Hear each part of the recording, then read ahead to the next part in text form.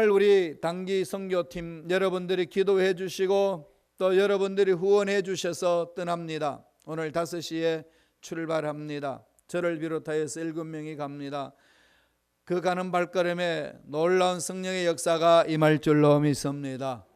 우리가 가서 여러분들이 음식 바자회를 하면서 그렇게 모아놓았던 그 기금으로 우물 파기를 하는 프로젝트를 세웠습니다. 어저께 우리 약성 목사님을 통해서 들려오는 소식은 우물을 파기 시작했는데 여러분들이 간절히 기도한 그 은혜 속에 우물이 터졌다고 합니다. 할렐루야. 우리들이 가기 전에 먼저 터져버렸어요. 샘물이 터졌습니다. 그 마사이 부족의 물이 어려운 그곳에 샘물이 터졌어요. 그래서 더 깊이 파가 나갈 겁니다. 그래서 금요일날, 이번 주 금요일날 가서 그 기공 예배 드리고 또 그곳에 교회를 어떻게 하면 세울 것인지 교회 자리 터전도 보고 올 겁니다. 우리 교회 장로님 가정 중에서 거기 교회를 개척하기를 원합니다. 교회를 세우겠다고 헌신하고 있습니다. 이렇게 헌신하는 분들이 더 많이 일어날 줄로 믿습니다. 놀라운 일들이 비록 처음에는 아무것도 아닌 것 같았는데 그렇게 힘들을 모으니까 위대한 일들을 이루고 있습니다. 얼마나 아름답습니까? 이런 향기가 나지 않습니까?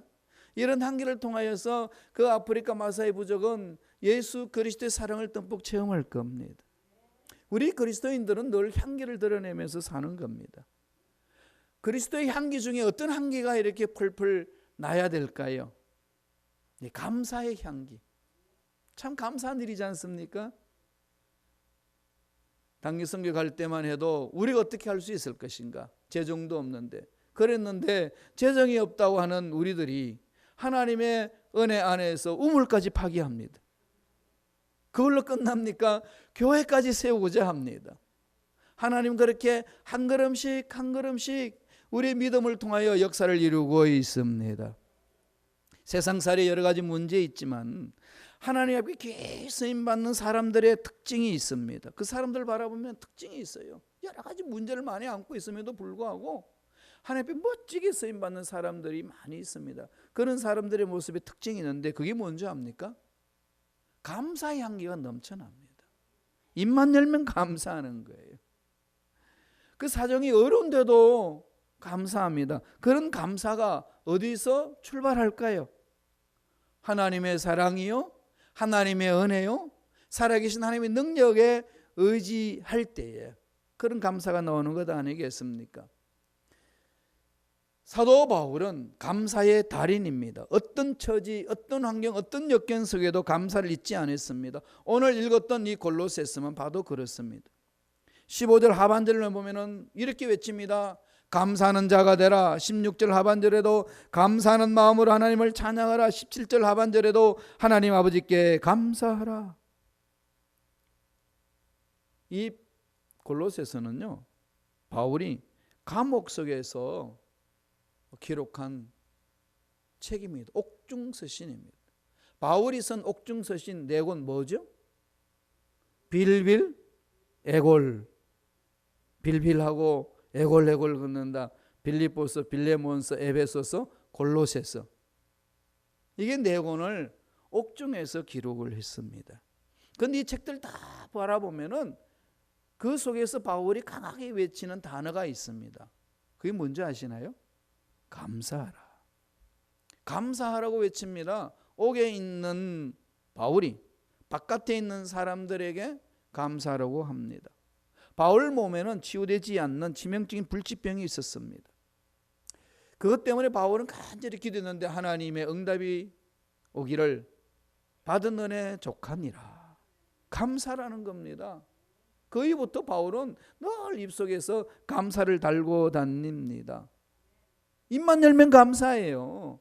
사형수 몸으로 옥에 갇혀 있음에도 감사를 외치고 있습니다. 그 감사의 능력이 어디서 나올까요? 하나님의 사랑을 처음 한 자, 하나님의 능력을 맛본 자의 결론입니다. 이런 상황에 있는 바울이 감사하는 건 여러분 어떻게 생각하십니까?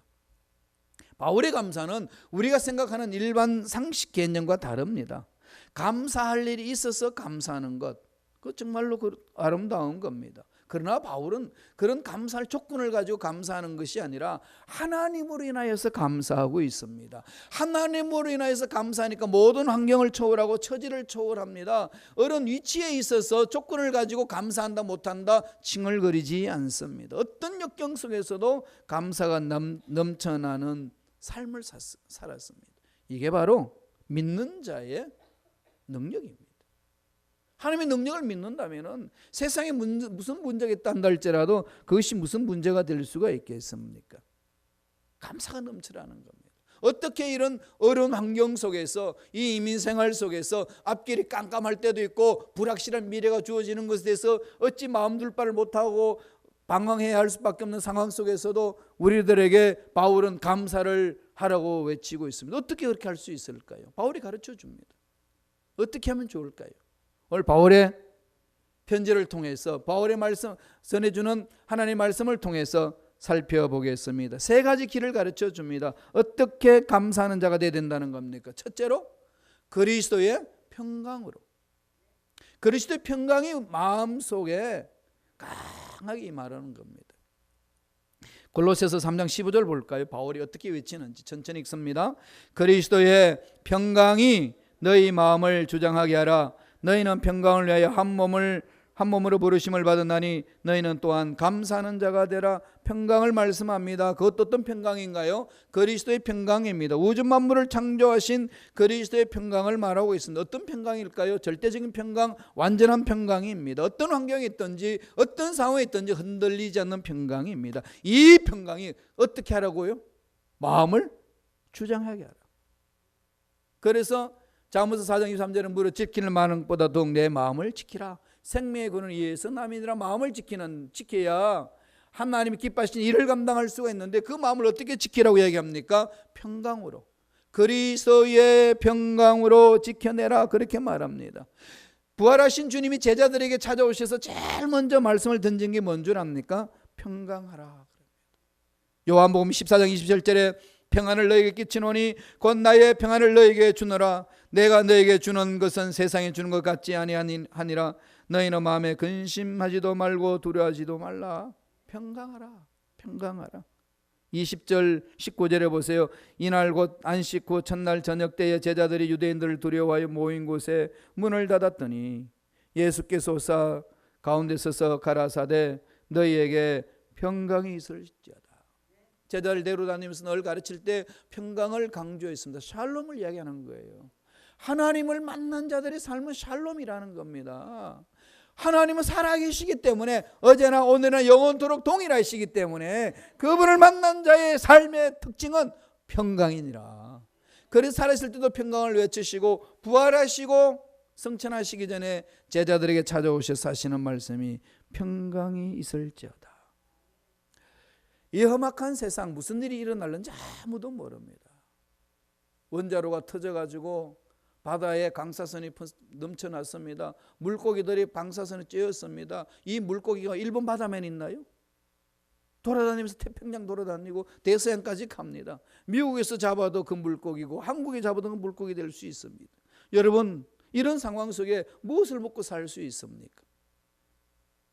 가만히 있는데 총 들고 와가지고 난사합니다. 자살 폭탄 테러들이 그냥 차에다가 폭탄을 싣고 들어와가지고 그냥 폭파해버립니다. 속수무책 아니겠습니까? 이런 세상이라는 것들 생각하면 두려워할 수밖에 없습니다. 이런 상황 속에서 평강할 수 있는 건 무엇일까요? 오직 주님의 사랑 안에 거할 때, 그리스도의 평강이 내 마음속에 있을 때에 그 어려운 상황에서도 능히 이겨내고 참 자유를 맛볼 줄로 믿습니다. 바울이 권면한 것처럼 늘 그리스도의 평강이 그 우리 마음속에 강력하게 임하도록 사모하시기를 바랍니다. 예수 믿는 사람 삶은요 평강입니다. 하나님 나를 맛본 자의 삶은 평강이 있는 거예요. 로마서 14장 17절 읽어보실까요? 어떻게 바울은 설명하나요? 하나님의 나라는 먹는 것과 마시는 것이 아니요 오직 성령 안에 있는 의와 평강과 희락이라. 성령 안에 있는 평강을 말합니다. 하나님의 나라는 평강이 있는 것입니다. 예수 믿는 사람 마음에 하나님 나라가 임했습니다. 하나님 나라가 임하는 그 마음에는 평강이 있습니다. 하나님을 믿는데도 불구하고 마음에 평강이 없노라. 무슨 이유일까요? 아직 마음에 하나님 나라가 임하지 않았습니다. 마음으로 믿지 못하니까 그렇습니다. 말로는 믿는 것 같은데 마음까지 오지를 못합니다. 그래서 문제가 뻥 터지는 평강은 온데간데 없습니다. 바울은 문제 터졌다고 평강이 도망가나요? 아닙니다. 살아계신 하나님을 만난 자의 마음은 어떤 상황에 놓여 있단다 할지라도 평강 도망가지 않습니다. 이 평강이 있기 때문에 어려운 문제를 극복해 나가는 일꾼이 되는 겁니다. 그게 하나님 일꾼이라는 겁니다. 그리스도의 평강으로 마음을 사로잡게 하라. 그렇게 해서 나가는 겁니다. 두 번째로 무엇을 하라고 이야기를 합니까? 그리스도의 말씀으로 풍성히 가라는 겁니다. 그리스도의 말씀이 우리 마음속에 풍성히 가할 때 입에서 외쳐지는 것은 감사가 넘쳐난다는 거예요. 한번 읽어보실래요? 골로새서 3장 16절의 말씀이 다 같이 읽겠습니다. 그리스도의 말씀이 너희 속에 풍성히 거하여 모든 지혜로 피차 가르치고 미어 건면하고 시와 찬송과 신령한 노래를 부르며 감사하는 마음으로 하나님을 찬양하고, 감사할 수 있는 삶은 그리스도의 평강이 내 마음속에 있을 때에 바울처럼 어떤 위치든지 감사를 외칠 수 있고, 또 감사할 수 있는 것은 뭐라고 그럽니까? 그리스도의 말씀이 우리 마음을 사로잡아 줄 때. 근데 오늘 이 미국 땅에 사는 저와 여러분은요, 이 자본주의 국가잖아요.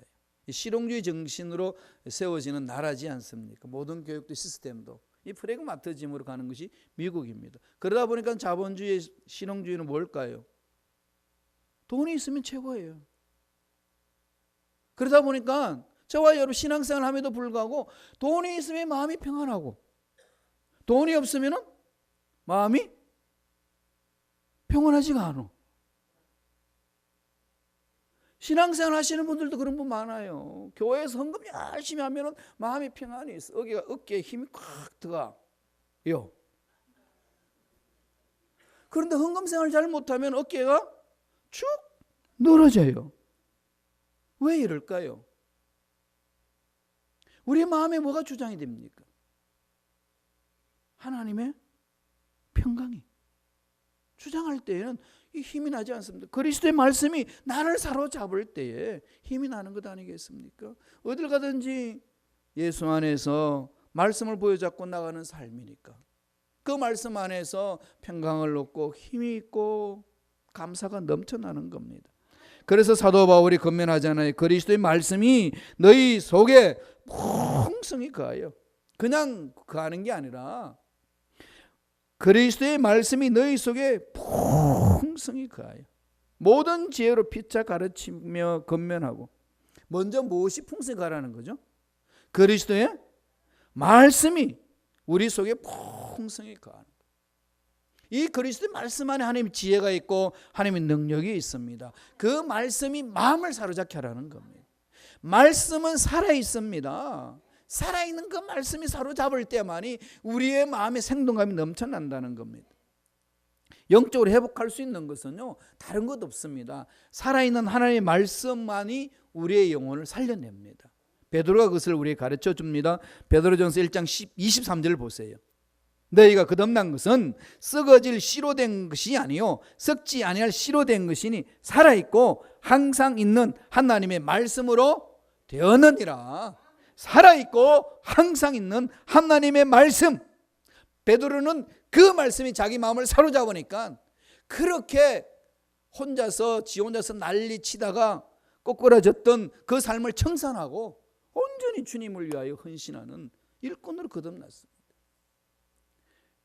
자신의 삶을 돌아보니까 그리스도의 말씀이 나를 사로잡을 때에 내 감정에 이끌려서 이리 갔다 저리 갔다 하지 않는다는 것을 바울은 고백합니다. 히브리서 4장 12절 보면 하나님의 말씀은 살아있고 권력이 있어 좌우의 날선 어떤 것보다도 예라여 혼과 영과 및 관절과 골수를 찔러 쪼개기까지 하며 또 마음의 생각과 뜻을 판단하나니. 말씀이 어떻게 된다는 거죠? 살아있다는 겁니다. 살아있는 말씀 능력을 체험해 봤습니까? 이 말씀이 나의 마음을 강타하면은요, 힘없던 마음이 힘이 생기고 소망 없던 자에게 소망이 넘쳐나고 하나님이 주시는 그 말씀의 능력이 힘으로 멋지게 살아간다는 겁니다. 왜 그럴까요? 말씀이 에너지이기 때문에 그렇습니다. 그 말씀이 우리 영혼을 강타해주고 우리의 마음을 강타하기 때문에 악한 마음을 꺾어버리고 바꾸게 해주시는 겁니다. 새롭게 만들어 주시는 겁니다. 그래서 말씀이 내 마음에 풍성히 가하면은 나의 생각이, 나의 마음이 바뀌어진다는 거예요. 이렇게 주님의 자녀로 닮아가는 것 아니겠습니까? 하나님은 우주 만물을 창조할 때 뭘로 창조하셨다고 말씀합니까? 돈으로 창조했나요? 명예로 창조했나요? 힘으로 창조했나요? 창세기 1장 3절은 뭐라고 그럽니까? 하나님이 이르시되 빛이 있으라 하시니 빛이 있었고 뭘로 창조하셨나요? 말씀으로.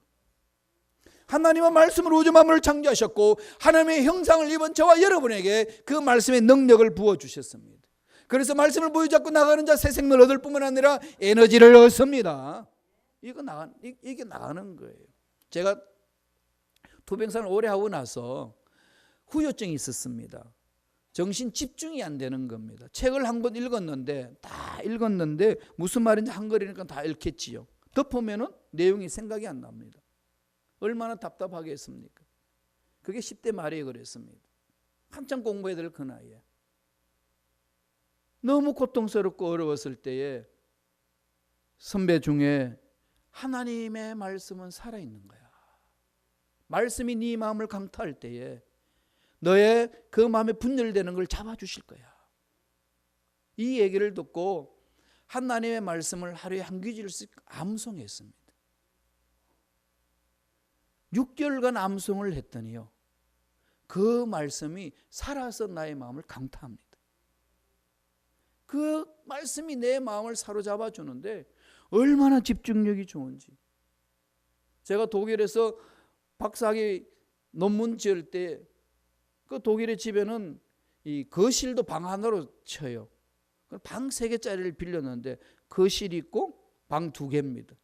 방 하나는 큰애는 작은애, 큰애는 딸이고 둘째는 기집애니까 한 방에 쓸 수 있었어. 그 방에 놓고 우리 내외가 한 방에 놓고 그래서 책상을 거실로 끄집어냅니다. 그 안에는 TV도 있고 음악 듣는 그 음반도 다 거기 들어있고 컴퓨터도 있고 책상이 있는데 애들은 TV 보고 난리를 치는데 전혀 아랑곳하지 아니하고 책상에 앉아서 논문을 쓰는데 마음이 흔들리지가 않습니다. 들리지도 않아요. 거기만 집중합니다. 하나님께서 그렇게 만들어 주셨어요.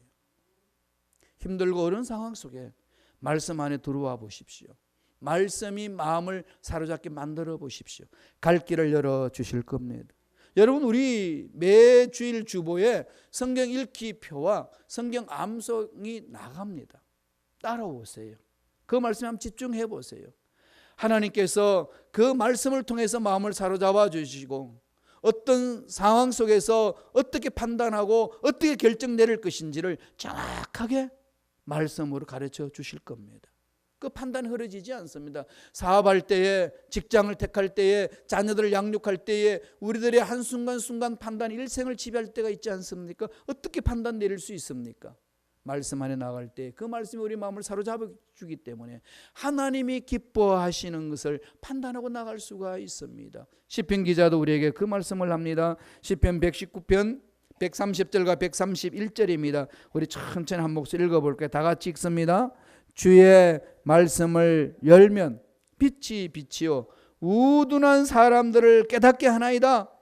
내가 주의 계명들을 사모함으로 내가 입을 열고 헐떡였나이다. 너무 재밌게 표현하지 않나요? 말씀을 열면 빛이 들어와요.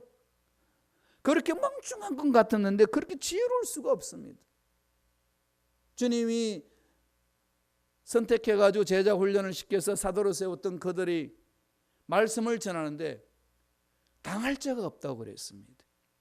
하나님의 말씀의 능력으로 그들의 마음을 강타하니까 그들에게 지혜가 일어나는데 세상 사람들이 감당할 수 없을 만큼 지혜가 있습니다. 그 지혜로 사업을 하는 것이고 그 지혜로 공부를 하는 것이고 그 지혜로 인생의 문제를 풀어가는 것 아니겠습니까? 여기에 하나님의 놀라운 기적이 임할 줄로 믿습니다. 늘 말씀을 사모하면서 말씀으로 인하여 지혜를 얻고 하나님의 일을 감당하는, 그래야 감사가 넘쳐나는 멋진 삶이 되기를 간절히 축원드립니다. 그 시편 119편 말씀을 보면은 내가 입을 열고 헐떡였나이다. 이게 뭘 표현할까요? 짐승이 음식을 먹기 위해서 짐승이 배고픈 짐승이 음식 먹는데 보면 어떻게 먹는지 압니까? 개걸스럽게 먹잖아요. 사람도 그렇게 먹는 사람들이 있어요. 헐떡거리면서. 그만큼 말씀을 사모하는 열정이 있다는 겁니다. 말씀이 뭐길래요? 말씀이 뭐길래 그렇게 말씀을 보면은 이런 열정이 일어날까요? 말씀이 나를 살려주기 때문에 그렇습니다. 말씀이 내 마음을 강타할 때에 세상이 감당할 수 있는 지혜로 우리를 이끌어 주신다는 말씀입니다. 이 말씀에 깊이 잠기셔서 어떤 환경이 있든지 어떤 어려움이 있든지 이 말씀에 주시는 지혜로 이겨내는 일꾼들 되기를 바랍니다. 말씀이 내 마음을 사로잡을 때 어디를 가든지 내 삶에는 감사가 넘쳐난다는 거예요. 바울은 그걸 이야기를 하고 있습니다. 상황적으로는 도저히 감사할 수 없는 그런 상황인데 그렇게 감사가 넘쳐나는 것은 그리스도의 말씀이 내 마음을 사로잡으니까 풍성이 거하니까 내 입에서는 감사가 넘쳐나노라. 그렇게 오늘 우리 가르쳐 줍니다. 마지막 세 번째로 바울은 어떻게 감사하라고 이야기를 합니까? 예수의 이름으로. 예수 이름의 권세로 나가라는 겁니다. 3장 17절 다 같이 천천히 묵상하면서 읽겠습니다. 다 같이 읽습니다. 또 무엇을 하든지 말에나 일에나 다 주 예수의 이름으로 하고 그를 힘입어 하나님 아버지께 감사하라. 뭐를 하라는 거죠? 무엇으로? 예수 그리스도의 이름으로. 예수 그리스도의 이름으로 하고 힘을 입어 아버지께 감사하라고 그랬습니다. 예수 안에서 계시된 구원의 모든 내용이 예수 그리스도의 이름에 담겨 있습니다. 우리가 마지막으로 기도할 때 어떻게 기도합니까? 누구의 이름으로 기도하나요? 예수님의 이름으로. 왜 예수님의 이름으로 기도하라고 그랬을까요? 그 예수님 이름 안에 권세와 능력이 담겨 있기 때문에 그렇습니다. 이미 예수님 십자가 지시고 모든 이 세상의 우주 질서를 다 회복시켜 놓으셨고 하나님의 권위를 온전하게 회복시켜 놓으셨다고 말씀하셨습니다. 마태복음 28장 18절에 보면 예수께서 나와 말씀하여 이르시되 하늘과 땅의 모든 권세를 내게 주셨으니 주님이 부활하시고 성천하기 전에 제자들에게 명령하는 그 명령입니다. 유언과 같은 명령입니다. 하나님께서 나에게 권세를 주셨다. 하늘과 땅의 모든 권세를 주셨으니까 이 말은 사탄에게 빼앗겼던 모든 권세를 내가 회복시켰다. 그러므로 너희는 가라. 가서 제자를 삼아라. 우리가 담대하게 나갈 수 있는 것, 우리가 언제 어디서나 사도 바울처럼 감사하며 감사를 외치며 멋지게 살아갈 수 있는 힘 어디 있나요? 예수 그리스도가 회복하신 예수 그리스도의 이름의 권세로 나아갈 때 가능한 겁니다. 기도할 때도 예수 그리스도의 이름의 권세 안에 사로잡힐 때 기도 응답 받는 것 아니겠습니까? 요한복음 14장 13절 14절에 그 말을 합니다. 너희가 내 이름으로 무엇을 구하든지 내가 행하리니 이는 아버지로 하여금 아들로 말미암아 영광을 받으시게 하려 함이라. 내 이름으로 무엇이든지 내게 구하면 내가 행하리라. 무엇으로 구하면? 예수 그리스도 이름으로 구하면 무엇이든지 행하시겠다고 약속하셨습니다. 아버지의 약속은 반드시 이루어집니다. 환경 바라보지 말고 나 자신을 의지하지 말고 내가 배웠다 못 배웠다는 것을 의지하지 말고 예수 그리스도 이름의 권세 의지해서 담대히 구함으로 응답받는 일꾼들 되시길 간절히 축원합니다. 예수 믿는 자는 거기서 출발하는 거예요. 베드로하고 요한이 기도하러 성전 올라가다가 그 성전 미문의 안전뱅이를 봅니다. 항상 있었던 안전뱅이입니다. 규칙적으로 기도하는 그날 성령께서 바울의 마음, 베드로의 마음을 감동시킵니다. 그 안전뱅이를 보게 하는 거죠. 그 안전뱅이를 향하여서 담대히 외칠 때에 어떻게 그 안전뱅이를 일으켜 세웁니까? 사도행전 3장 6절에 가르쳐 주는데 이것은 우리 교회 공동체의 가장 핵심 가치가 되어야 됩니다.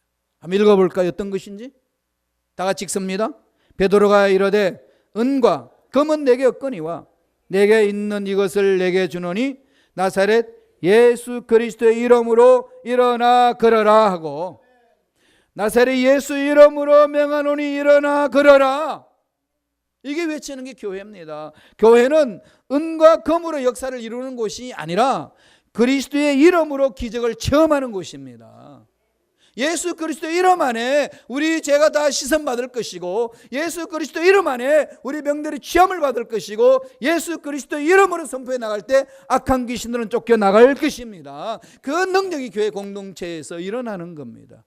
이런 일들 하는 게 교회라고 성서는 우리에게 가르쳐 줍니다. 마귀가 있을 때에 그 마귀에 대해서 어떻게 쫓아냅니까? 사도행전 16장 18절에 이같이 여러 날을 하는지라 바울이 심히 괴로워하여 돌이켜 그 귀신에게 이르되 예수 그리스도 이름으로 내가 내게 명하노니 그에게서 나오라 하니 귀신이 즉시 나오니라. 우리의 능력으로 하는 것 아닙니다. 우리의 신학적인 교육을 많이 받았기 때문에 하는 것 아닙니다. 우리 신앙생활을 오래 했기 때문에 신앙의 경륜으로 해나가는 것이 아닙니다. 무엇으로 행할까요? 예수 그리스도 이름으로 명할 때에 그리스도 이름의 권세가 있기 때문에 기적이 일어나는 겁니다. 문제 앞에 예수 그리스도 이름으로 명하고 문제를 쫓아내시기 바랍니다. 여러분을 답답하게 만드는 모든 악한 것들 예수 이름으로 쫓아내시고 승리를 맛보시기 바랍니다. 예수 이름으로 감사가 넘쳐날 수밖에 없다고 성서는 바울을 통해서 우리에게 가르쳐 줍니다. 거친 세상에서 정말로 감사하며 멋지게 삶을 산다는 거 쉽지 않습니다. 이 이민생활 속에서 멋지게 사업을 하고 멋지게 신앙생활을 한다는 것 쉽지 않습니다. 자녀 교육들을 잘 시키겠다고 생각하고 왔지만은 정말로 멋지게 교육을 시킬 수 있는 그런 여건이 항상 있는 것 아닙니다. 쉽지 않습니다. 이 거친 세상에서 그리스도인의 삶, 어떻게 우리는 멋지게 살아나갈 수 있을까요? 어떻게 감사하며 삶을 살아갈 수 있을까요? 바울이 가르쳐 줍니다. 그리스도의 평강으로 마음을 사로잡게 하라는 겁니다. 1.1도 변함이 없고 약속하신 말씀을 반드시 이루어주시는 그리스도의 말씀을 붙들고 감사가 넘쳐나게 하라는 겁니다. 그리고 그리스도의 이름을 선포하며 능력 있는 삶을 살아내므로 하나님의 위대하심을 드러내는 멋진 삶을 살라고 오늘 바울은 가르쳐 줍니다. 매 순간 이 말씀을 마음판에 새기시고 바울같이 감사가 넘쳐나는 삶, 예수 이름으로 승리하는 사람, 하나님 앞에 멋지게 쓰임받는 저와 여러분 되길 간절히 축원드립니다.